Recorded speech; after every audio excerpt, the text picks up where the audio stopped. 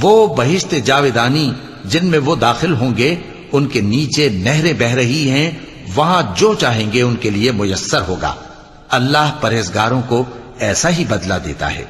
ان کی کیفیت یہ ہے کہ جب فرشتے ان کی جانیں نکالنے لگتے ہیں اور یہ کفر و شرک سے پاک ہوتے ہیں تو سلام علیکم کہتے ہیں، اور کہتے ہیں کہ جو عمل تم کیا کرتے تھے ان کے بدلے میں بہشت میں داخل ہو جاؤ۔ کیا یہ کافر اس بات کے منتظر ہیں کہ فرشتے ان کے پاس جان نکالنے آئیں یا تمہارے پروردگار کا حکم عذاب آ پہنچے؟ اسی طرح ان لوگوں نے کیا تھا جو ان سے پہلے تھے، اور اللہ نے ان پر ظلم نہیں کیا بلکہ وہ خود اپنے آپ پر ظلم کرتے تھے۔ تو ان کو ان کے اعمال کے برے بدلے ملے، اور جس چیز کے ساتھ وہ ٹھٹھے کیا کرتے تھے اس نے ان کو ہر طرف سے گھیر لیا۔ اور مشرک کہتے ہیں کہ اگر اللہ چاہتا تو نہ ہم ہی اس کے سوا کسی چیز کو پوجتے اور نہ ہمارے بڑے ہی پوجتے، اور نہ اس کے فرمان کے بغیر ہم کسی چیز کو حرام ٹھہراتے۔